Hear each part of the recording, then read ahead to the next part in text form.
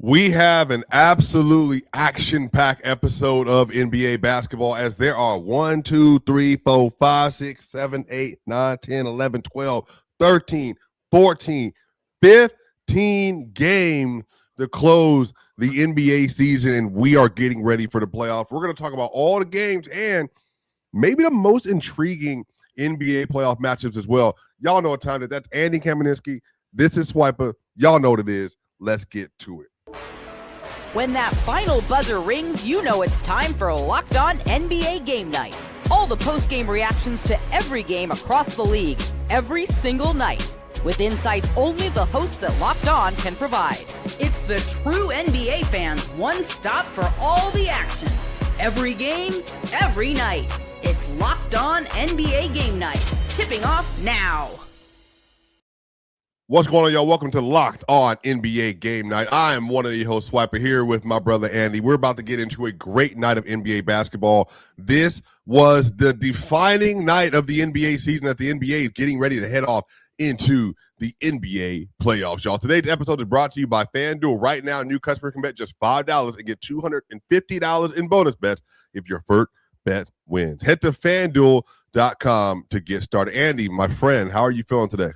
Doing well, man. I'm excited to be talking about playoff basketball and not which teams are tanking. Like, that's now for the league to deal with. What we're dealing with now are games that all matter. Absolutely. And with that, we're actually going to open up with your Los Angeles Lakers. The LA Lakers go 53-29 on the season, and they get a 131-107 win over the Utah Jazz. Now, this was an expected win. Obviously, the Jazz are in full tank mode, and they're trying to get as good of a pick as possible, whereas the LA Lakers still without Luka Doncic, still without Austin Reeves, but LeBron James continues to find a resurgence, and maybe this might have been his worst game that he's had since everybody went down because he's playing at such an incredible level. But LeBron had 18 points today, had 6 assists, 3 steals. Rui Hachimura, 22 points, 3 of 5 from 3. DeAndre Ayton had 22 and 10. And then you got good contribution from the rest of the roster. Shout out to Dalton Connect with 17 off the bench. So, Andy, when you look at this game, what did the Lakers do to win this game? And what do you think that this sets up the Lakers to do as they get ready for the first round versus the Houston Rockets? I mean, the big thing that they did tonight was actually play their rotation. You know, there are a lot of teams across the board, ones with seeds locked, and the Lakers seed was not locked at this point. It was dependent on your Denver Nuggets to I guess lose against the San Antonio Spurs if the Lakers were to move up to 3. But really what was most important was that they kept getting minutes and reps with this group. That the offense has now been completely reconfigured, you know, where LeBron had been in terms of the usage hierarchy that I used to talk about. He had been third behind Luka and then Austin. He's now elevated to 1 with a bullet. And you've got guys like Marcus Smart and Luke Kennard who've been, to their credit, playmaking very well and facilitated very well as second and third options handling the ball. But they've got to get everybody on the same page with something that is completely different than what they were doing over the last month and change when the team looked really good. So I was very pleased to see that JJ opted to play everybody that was healthy. Now, LeBron didn't play in the second half. Luke Kennard only played about 11 minutes. He's been dealing with a finger issue on his dominant hand. You know, Rui and DeAndre Ayton and Jake LaRavia, they didn't really play beyond the third quarter in that, but it was important that those guys were on the floor. And in that sense, like when you're asking what they can do, what today can contribute towards the playoffs, it's just continuity. Like, I mean, they are going to be the underdog in this series against the Rockets. There's no question. They have to execute at a high level if they're going to pull off an upset, and that comes with reps. How are you feeling right now with your, obviously LeBron has had to turn up the dial a lot, and, I'm tempted myself to say that I think LeBron James is going to be the best player in the series, but again, that only means but so much, obviously, in this new NBA. But really the resurgence hadn't just been LeBron, it's been DeAndre Ayton stepping up in the absence of Luka and Austin. Rui has been playing very well. And then if you add in Marcus Smart and some of the veterans on the roster, and look, I know this is going to sound silly for some people that might not be super tapped in, Bronny is giving good minutes. So How are you feeling as you're getting ready? Do you think that they're going to be able to put enough of an identity on the floor to not just make it a series, but to win versus the Houston Rockets, given how they played lately? Here's what I think is going to be at least one of the keys if the Lakers can actually pull off this upset, because from a talent perspective, Houston's got them and in a pretty big way.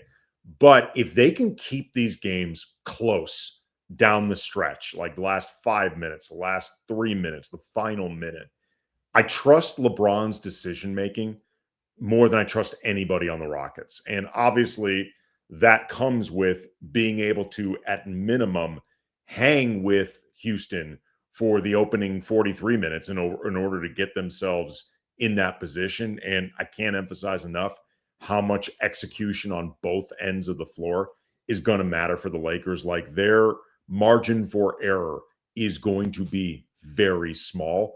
But I do think if they can keep these games really close, I mean, who on Houston would you rather have the ball in their hands than LeBron? I can't think of anybody.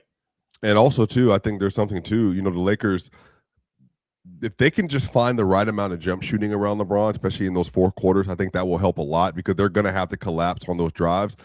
A lot of Amin Thompson on LeBron, a lot of Jabari Smith Jr. on LeBron. Obviously, Şengün's going to be playing low, but then, when the Lakers go Rui small ball 5, Rui, Luke Kennard, Marcus, are you able to make those shots? And you can see what they do. I think this is going to be a great JJ Redick series. I think this is a series for him that he's like, you know what?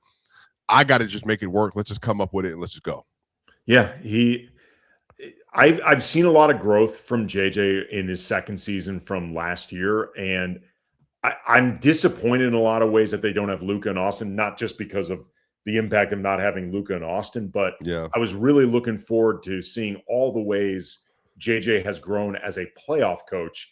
And you're not going to get all those answers from a series, at least an opening round series, if the Lakers happen to extend this thing beyond the first round. Like, there's only so much you can grade JJ on when he's dealing with this type of disadvantage. But at the very least, I'm looking to see how much composure.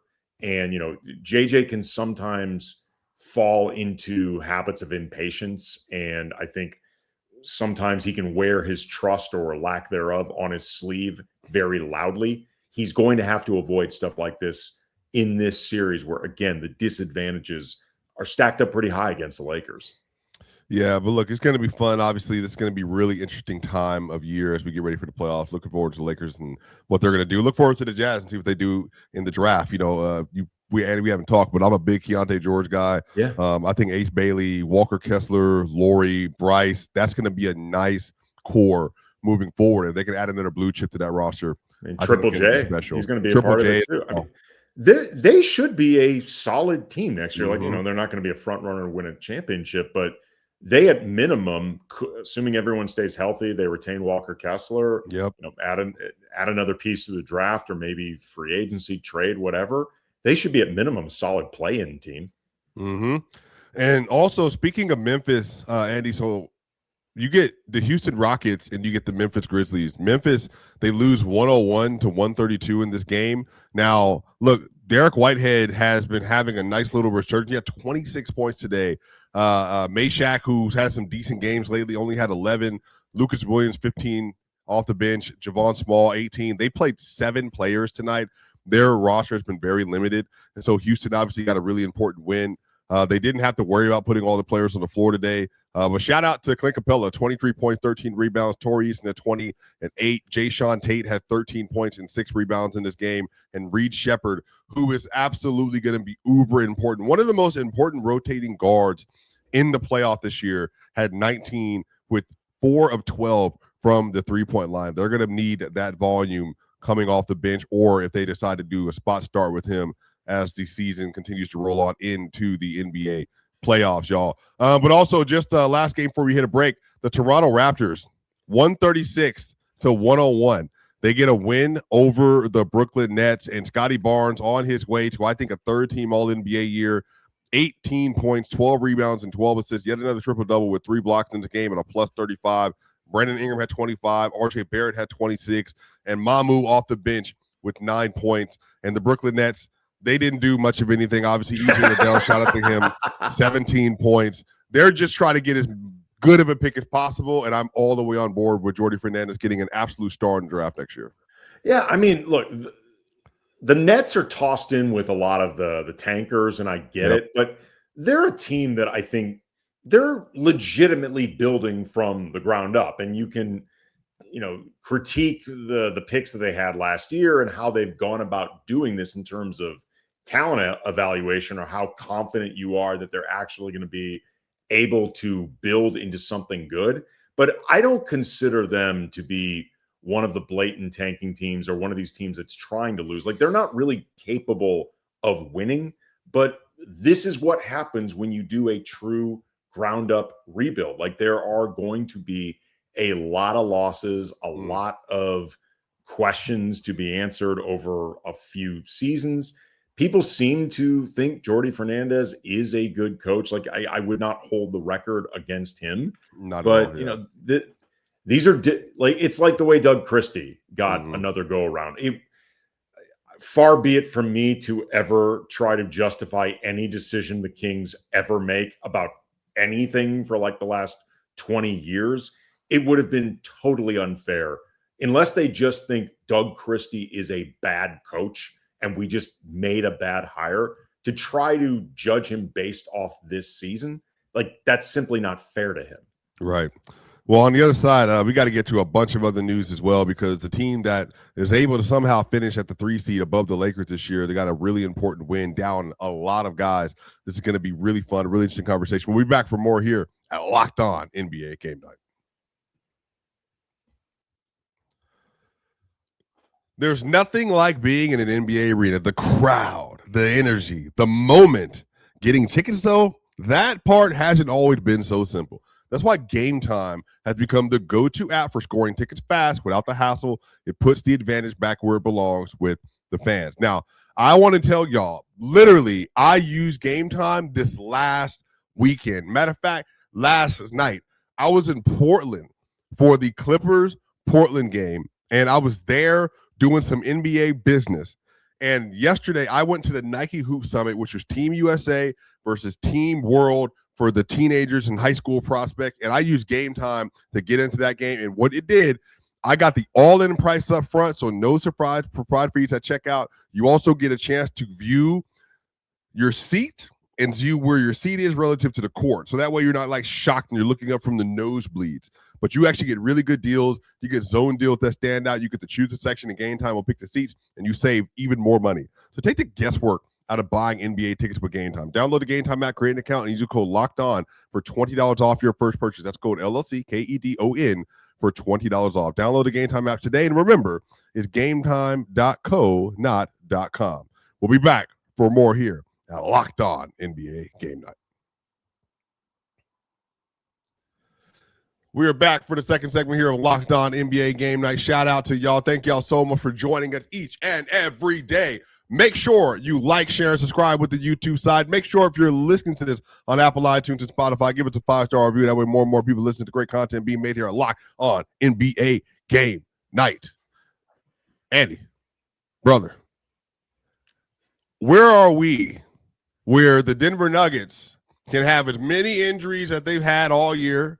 Not obviously end of the year with, Luka and Austin Reeves, but like you talking about rotation players miss, best players miss, third, second, fourth, fifth, sixth, seventh, eighth, ninth, 10th man injured. And even still, the Denver Nuggets end up 54-28.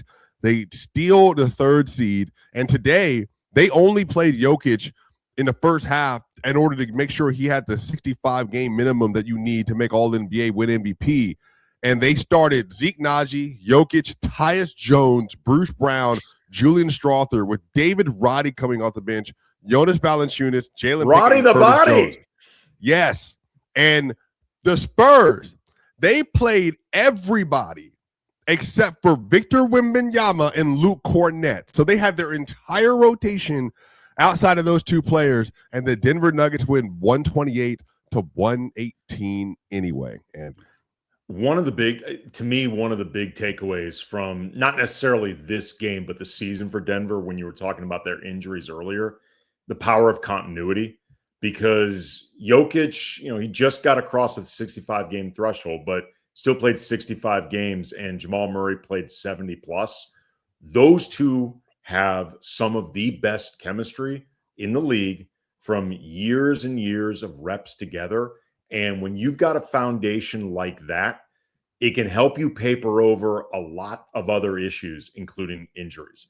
And like, if you look at some of the teams over the last 5 or so years that have won championships or have made deep playoff runs, the power of continuity, I think, speaks to a lot of those teams and a lot of those successes. And I mean, if you are trying to problem solve, putting two guys on the floor like Jokic and Murray, who can run an offense in their sleep blindfolded, it's such an advantage to you guys. Yeah, absolutely. And today, look, Julian Strawther, he had 25 points, 6 rebounds, and 3 assists, and he was frying versus Stephon Castle and the POA defender, Dylan Harper, for the San Antonio Spurs. And something, Andy, too, that this is going to be an interesting story going into the playoffs. The Nuggets have played the Spurs 4 times this year. In all 4 games, they scored at least 128 points versus the Spurs, which is just insane level of offensive production. And today, they didn't have Jokic for the entire second half. Jonas Valanciunas is 16-11. David Roddy gets his first ever double-double in his NBA career. And Bruce Brown had 14. They just put together a great performance to get them the 3 seed. And I think this sets them up for one of the most competitive playoff runs we've seen really since 2000. I think this can be a lot of good basketball. I mean, just the idea of opening up not just a series, but Victor Wembanyama's playoff debut against Nikola Jokic, like, that is straight up theater. Especially keep in mind the last time these guys played, where both teams put their players on the floor, and the back and forth between Jokic and Wemby. You know, like, the Jokic is going to go down as one of the all-time great centers. Like, he already is there, and he's only going to add more accolades and more parts to his resume. And Victor Wembanyama is considered the heir apparent in terms of dudes in the middle. And Nikola Jokic respects Wemby, but is fired up to tell Wemby, not yet, man.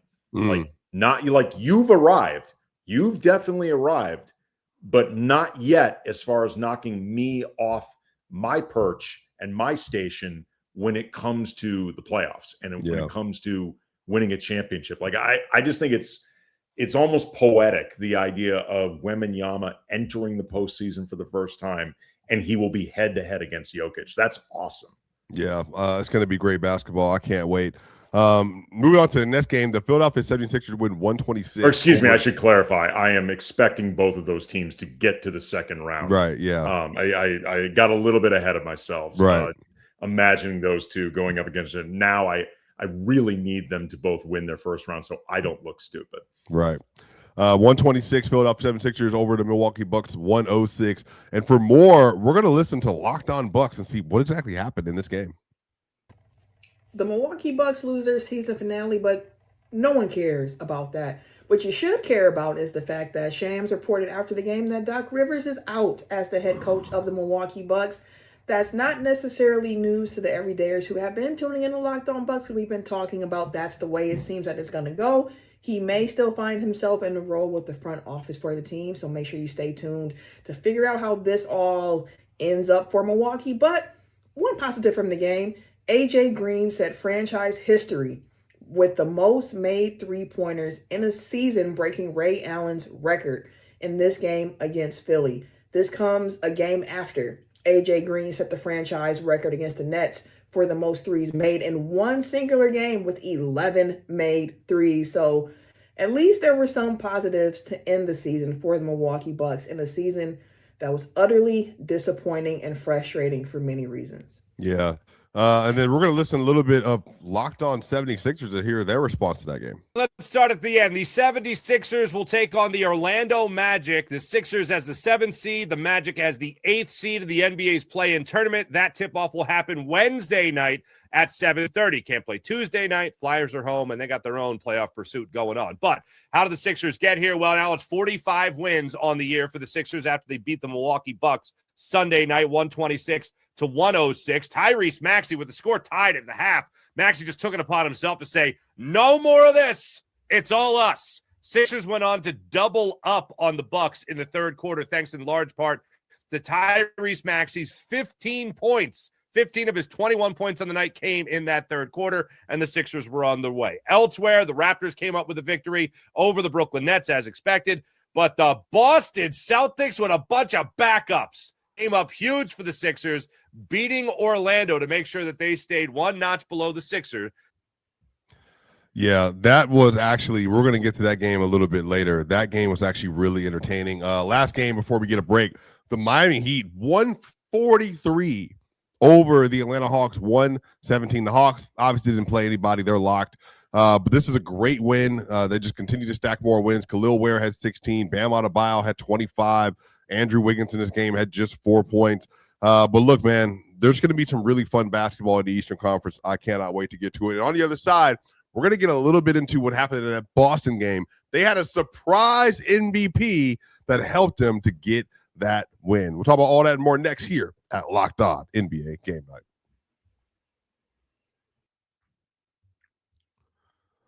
The NBA playoffs are here, where every possession matters. Every matchup is magnified, and every game can swing a series. And right now, FanDuel is giving new customers a great way to get in on the action. Here is what I love about it. You can bet just $5 and get $250 in bonus bets if your first bet wins. The app makes it easy to follow the action with player stats, trends, matchups, all in one place. And during the playoff, the extra insight really matters when you're looking at stars, role players, and key moments. It just makes the entire playoff experience more engaging from start to finish. So make sure you head to FanDuel.com to get started. FanDuel, play your game.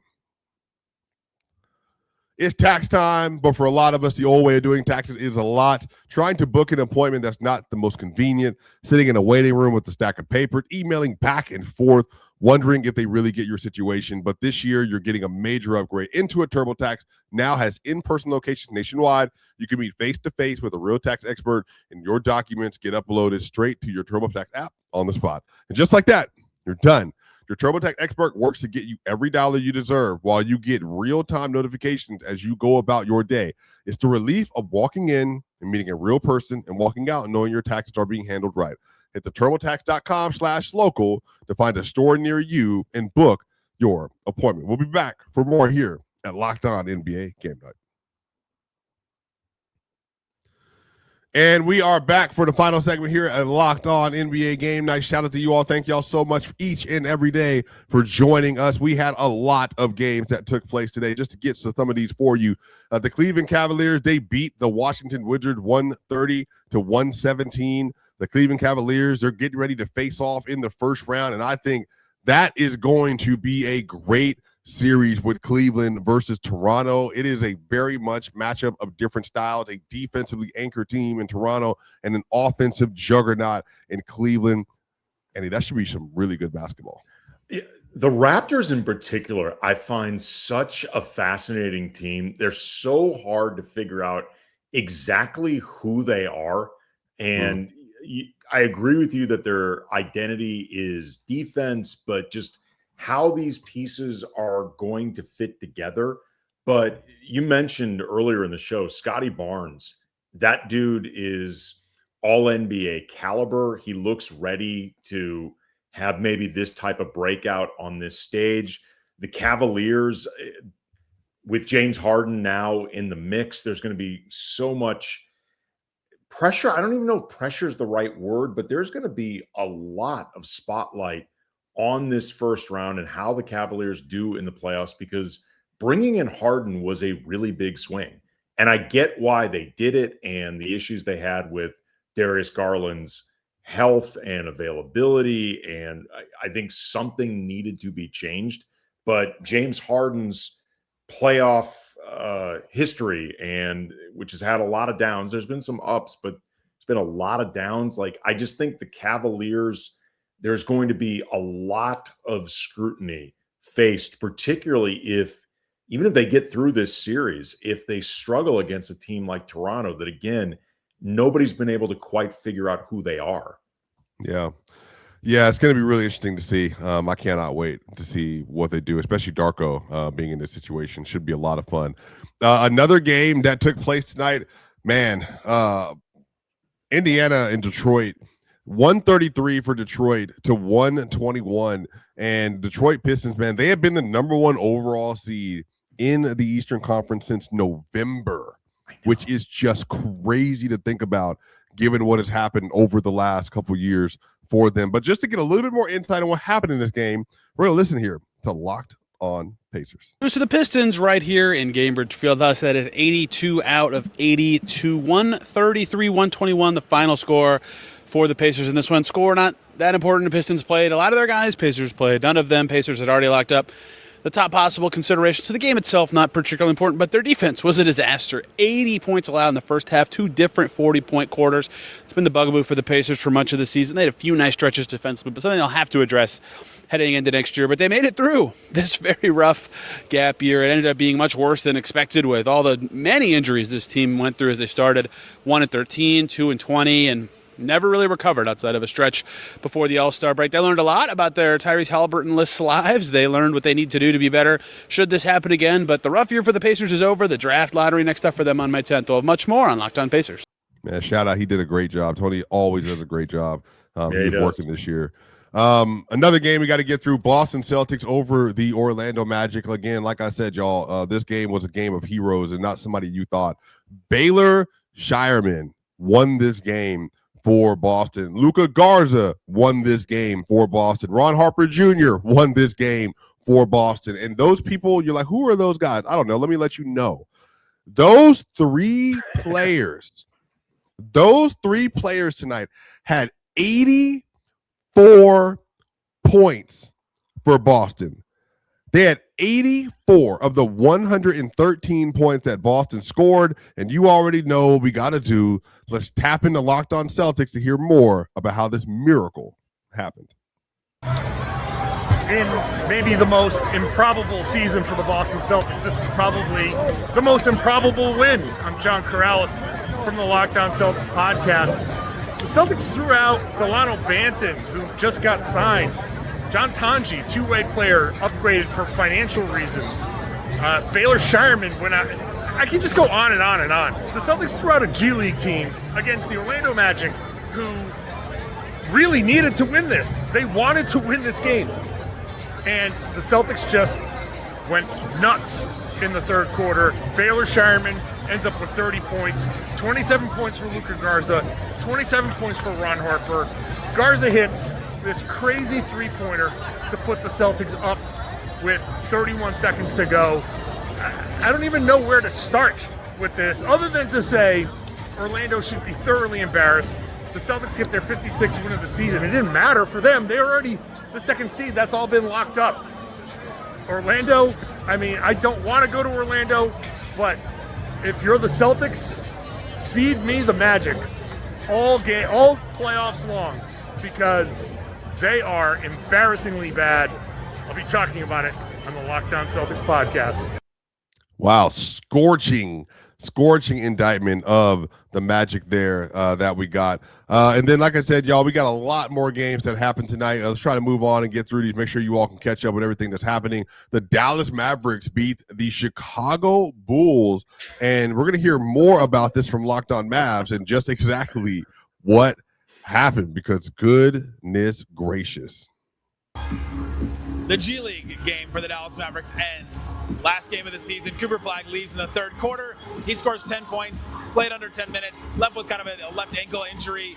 He should be fine, but the Mavs aren't going to play any more games. So he gets to go into the offseason and finally rest. He's had that foot injury, an ankle injury, shoulder thing, thumb thing. He's had all kinds of different injuries. He's been doing a lot for the Dallas Mavericks. But tonight, everybody else coming up big in some way. All the bench players had double-digit points. Ryan Nembhard, 23 assists. That's only happened 4 other times by a rookie in NBA history. Absolutely insane list. 15 points, 23 assists. Moussa Cisse had 17 points, 20 boards. He had 10 offensive rebounds.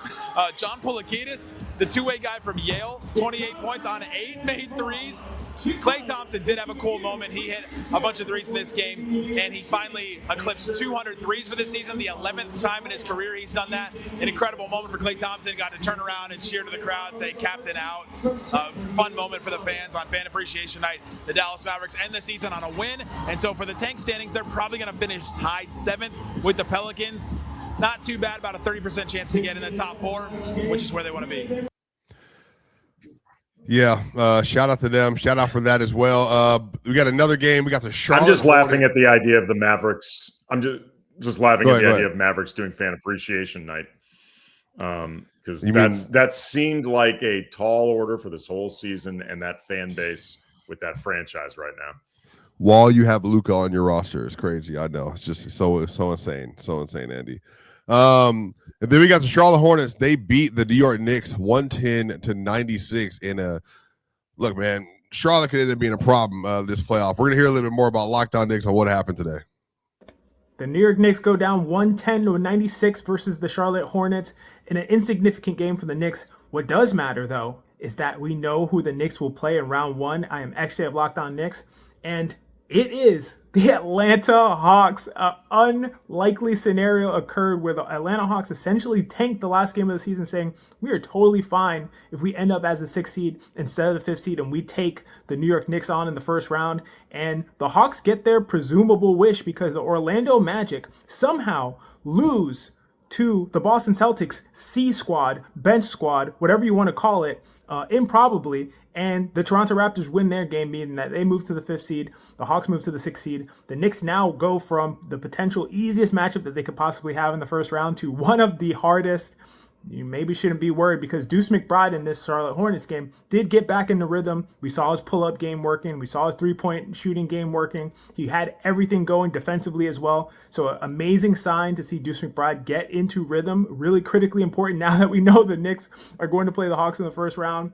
And OG Anunoby, you're going to have to get healthy soon, buddy. You might have been able to rest games 1 and 2 if they played the Hawks, if they played the Raptors. But now they play the Hawks. Going to need OG Anunoby on the court. All systems go. Big first round coming up in about a week. Can't wait to see it. Man, yeah, it's going to be really interesting playoff series, Andy. Yeah, it's so funny that we have not heard James Dolan speak for 5-10 years, something like that.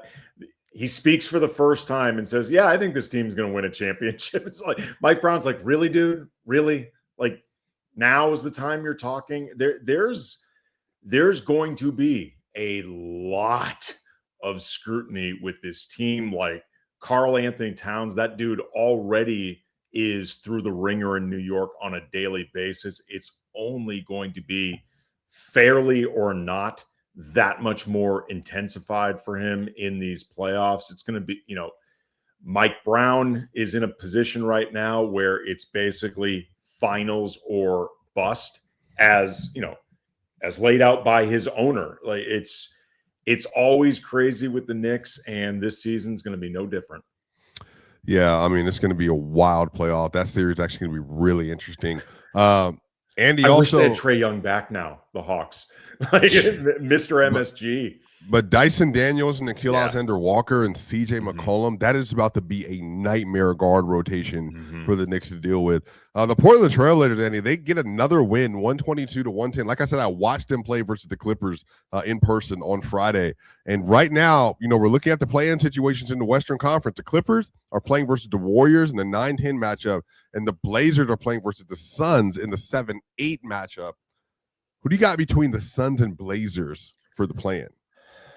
I'm probably going to take Phoenix just because they're the more experienced team, and they've got guys who've been through this before. And I know Phoenix has been a surprise team this year just because post KD trade, they were not expected to be particularly good, no one quite knew exactly what they would be. There's a lot of skepticism about them, but now that we know what they are, I think they are the more experienced seasoned team to win this play-in game against the Blazers. That said, though, man, regardless of what happens for Portland in the play-in, good on them, man. They've overachieved this year. They should be really happy with the direction things are moving. Yeah, that's going to be a lot of fun. I actually really watching that Portland Trailblazers team. The Clippers, they get a win, 115 to 110 over the Golden State Warriors. Steph Curry had 24 points, was 4 of 9 from 3 in this game. On the other end, no Kawhi, but hey, just didn't need it. They had John Collins, 18 points. He had 9 rebounds in this game. Also had a really strong dunk. Darius Garland had 15 points and 6 assists.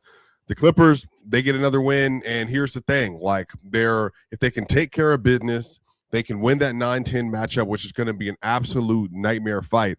And I believe, Andy, correct me if I'm wrong, I believe the Warriors are over in the play-in with Steph Curry. Donut. They have not done well in these play-in setups for I know a couple of those losses have come against the Lakers over the years, at least one off the top of my head. Yeah, Memphis, yeah. They have not performed well in this setting at all. Assuming Kawhi Leonard is healthy, Ty Lue mentioned something I think about like an ankle or wrist or maybe both. But assuming Kawhi is healthy and good to go, he has been so good this year. And with all sincere respect to Steph, a healthy Kawhi is the guy that I fear the most in this series. Yeah, that's tough, man. I don't know. That's a 1-game sample size. It's going to be a lot of fun. I actually will be absolutely 100% tuned into that. That was going to be great. And then I believe we got our last game of the night. We done made it through the entire slate. We had OKC, actually 2, OKC versus the Phoenix Suns in this one. And again, OKC, nobody, and I mean nobody played. 135 Phoenix to 103. And then the last game of the night had the Minnesota Timberwolves versus the New Orleans Pelicans. And the Timberwolves win 132 to 126. Dante DiVincenzo just 3 points, but Terrence Shannon 26. Behringer had 24. And the Minnesota Timberwolves, they're getting ready to face the Denver Nuggets yet again in the playoffs. I'm sure they've been telling themselves, we're a schizophrenic regular season team. We've been that way the last few years. When we get into the postseason, though, we form into the best version of ourselves. Is that going to be the case this year? I don't know. But again, that is their track record. They have been all over the place the last couple of regular seasons, but then for whatever reason, they seem to settle down once the games matter most. So going to be very interesting. These two teams, like you mentioned, they know each other really well. So it's going to be the fourth series they played against each other since 2020. So a lot of basketball. Yeah. So this was a great show. Andy, we went through all 15 games today as we got through the last night of NBA basketball. And Andy, you did a great job of Locked On Lakers, and I think it's going to be a great first round matchup between Houston and LA. You as well, man, over at Nuggets. And who knows, maybe possibility that these teams could, I know the brackets don't break. Yeah, that would be hilarious. Know. It would be very, very interesting. It would bring up a lot of scar tissue for Laker fans of later, though. Do have to remind them, 2020, the championship went through you guys. But this was fun, man. Thanks for having me. Yeah, for sure, y'all. Make sure y'all like, share, and subscribe on the YouTube side. Make sure you give us a 5-star review on the audio side. That way more and more people can listen to great content being made here at Locked On NBA Game. As y'all know what time it is.